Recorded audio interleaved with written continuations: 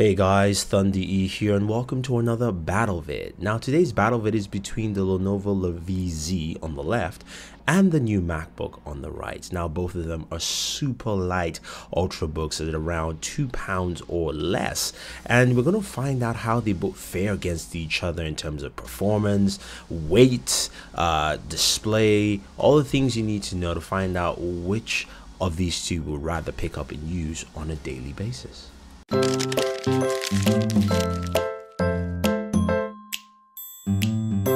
Alright, starting off with the new MacBook with its all aluminum build, you do have a 2K display, 16:10 aspect ratio, and a 480p front-facing camera. You also have a full layout keyboard, very flat to the touch, as well as a force touch trackpad, but the keyboard and trackpad do work phenomenally well. Solid build from Apple there. Now, when we look at what we have in terms of design, this is only 13.1 millimeters thick, so it's a very thin device, and it also weighs in at just 2 pounds. You've got two ports, the USB Type-C there, and the other side you do have a headphone jack, making it a very thin, slick device in terms of build. You've got an Intel Core M processor clocked at either 1.1 or 1.2, 8 gigs of RAM, up to 512 gigabytes of storage in there, and your pricing starts at $12.99 for the 1.1 gigahertz, and then of course $15.99 for the 1.2. A very nice, slick looking device from Apple in all respects in terms of build.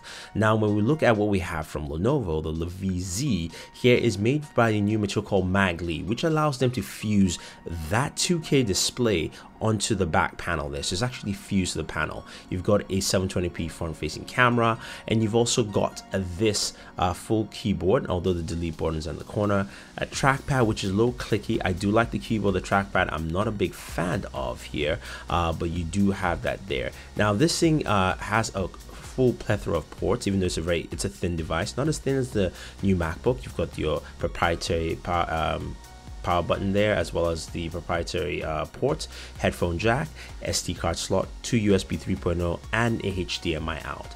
This is also a very light device at just 1.87 pounds according to Lenovo. As we open this up, you can tell that this is powered by the Intel Core i7 processor 5th gen, and of course your whole thing can go into 180-degree layout.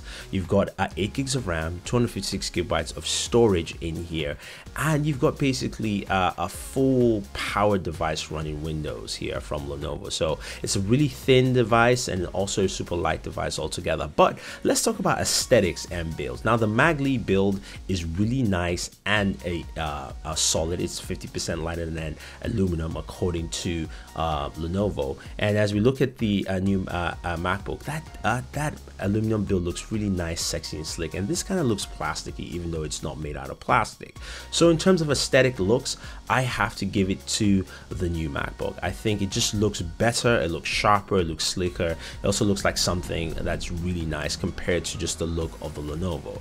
But when we are talking about durability and also weight, the new MacBook is clocked at 2 pounds, and we have our scale here, so you can see everything zeroed down out to 0, and we're going to put our MacBook on there to see how much it weighs. Apple says 2 pounds, and we're going to drop it on our scale, and what do we get? 2 pounds. So it's about 2 and 1/4 pounds, so basically 2 pounds. Just call it 2 pounds there. It's really 2 pounds, which is nice. So it's actually to the weight Apple says. Now this is supposed to be 1.87 pounds, so it's supposed to be lighter, but we are told that MagLi is 50% lighter than aluminum, and wow, look what we have here, 1.14 pounds, 1 pound and 14 ounces. So 1 pound 14 ounces, which makes this a super light device to carry around, much lighter than that new MacBook altogether, and still has more processing power than what you get from the new MacBook. Now let's look at the displays here. Both of them are 2K displays. One is fused into the back panel, the LCD for the LaVie Z, while of course the new MacBook, you can see clearly off the bat, I have to say the new MacBook has a better looking display. It looks much sharper, more vibrant. I can see, of course, with our brightness moved to the highest level on the new MacBook, and we'll check our brightness here, and that should also be at max for our LaVie Z. Now the MacBook wins in that category. Let's listen to the sound from both devices to hear how well they actually capture sound with the speakers.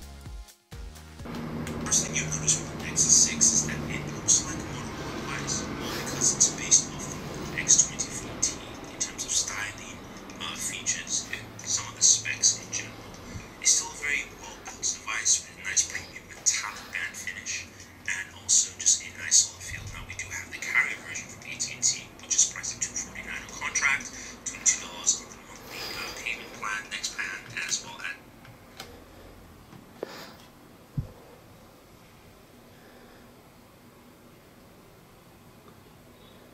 You'll notice with the Nexus 6 is that it looks like a Motorola device. Well, because it's based off the Moto X 2014 in terms of styling, features, and some of the specs in general.